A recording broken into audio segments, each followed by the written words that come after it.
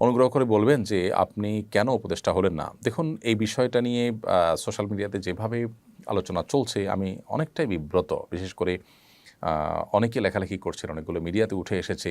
বিষয়টাকে অনেকে যেভাবে চিত্রায়িত করছেন আসলে এরকম না। আমি একটু খোলাসা করি। আ আমাকে শিক্ষার্থীদের তরফ থেকে একজন ফোন দিয়ে বললেন যে, "অনেকে আপনাকে উপদেষ্টা করার ব্যাপারে মতামত দিচ্ছেন। আপনি কি বলছেন?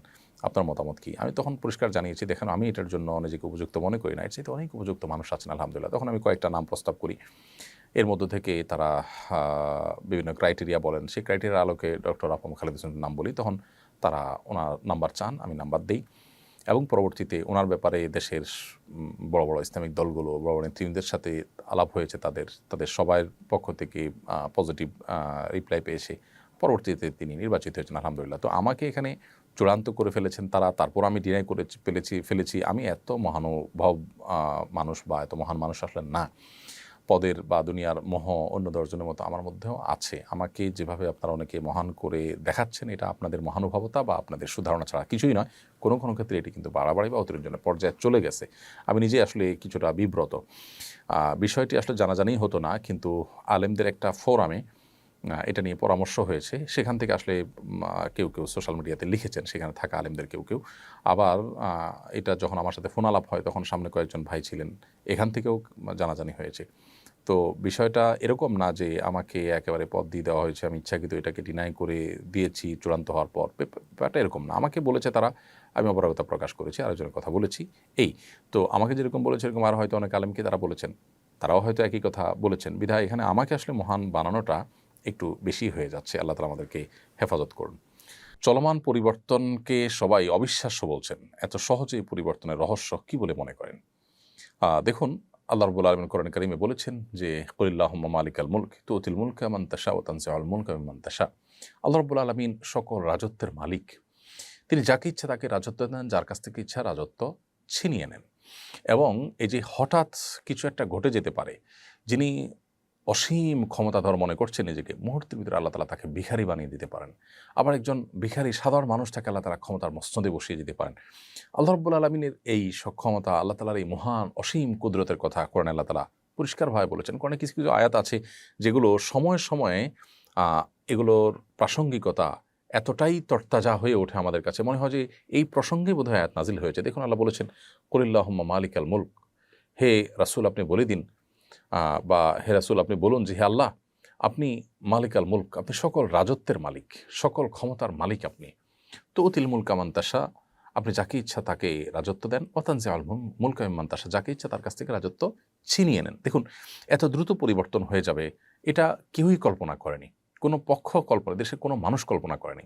মানুষের কল্পনাতীত বিষয় ঘটিয়ে আল্লাহ রাব্বুল আলামিন মূলত মানুষের সকল প্রেডিকশন, মানুষের সকল ধারণা সবকিছুকে ভুল প্রমাণ করে দেন। আল্লাহ সুবহানাহু ওয়া তাআলার হাতেই যে সবকিছু, এটি এই সমস্ত ঘটনার মধ্য দিয়ে প্রকাশ হয়, প্রমাণ হয়।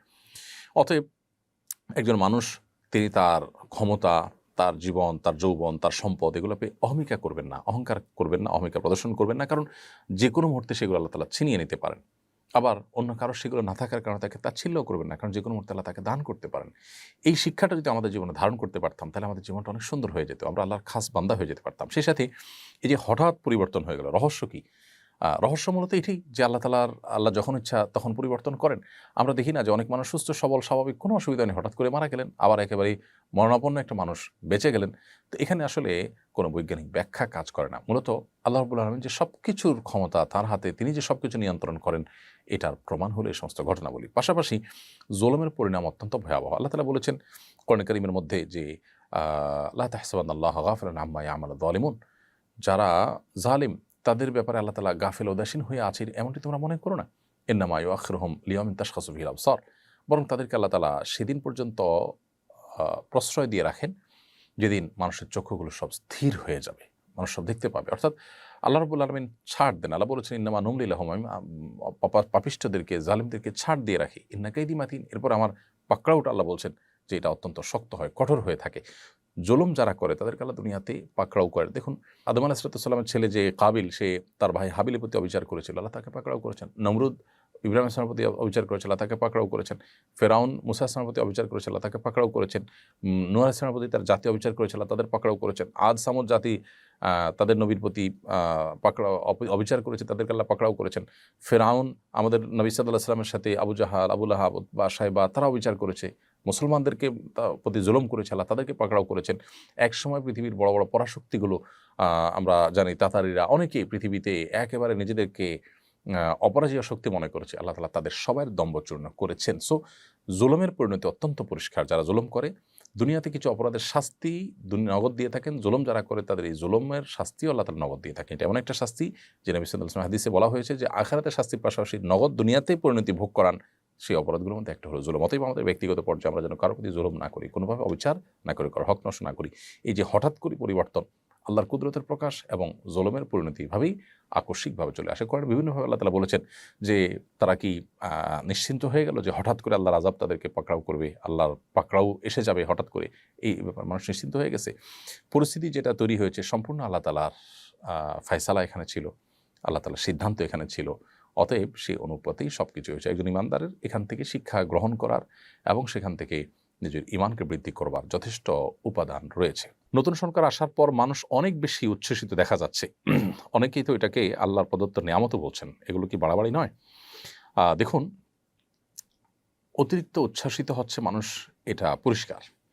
কেন এত উল্লাস, কেন এত উচ্ছ্বাস মানুষের মধ্যে, সেটা দেখতে হবে। ইতিমধ্যে গণতান্ত্রিকভাবে নির্বাচিত অনেকগুলো সরকার আমরা দেখেছি।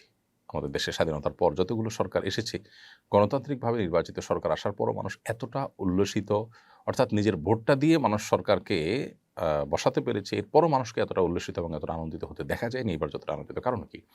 এর কারণ হলো বিগত 50 বছর ধরে স্বাধীনতার পর থেকে নানাভাবে সাধারণ মানুষ প্রতারিত হয়ে আসছে। তরুণ নির্মাণের নামে নেতাদের খুশি করার জন্য, তাদেরকে পাম্পটি দেওয়ার জন্য, তাদের তেল মারার জন্য কোটি কোটি টাকা খরচ করা হয়, নানানভাবে অপচয় করা হয়, অথচ এদেশে বহু বহু মানুষ না খেয়ে থাকে। নানা বৈষম্য এদেশে, নানা অবিচার এদেশে চলে।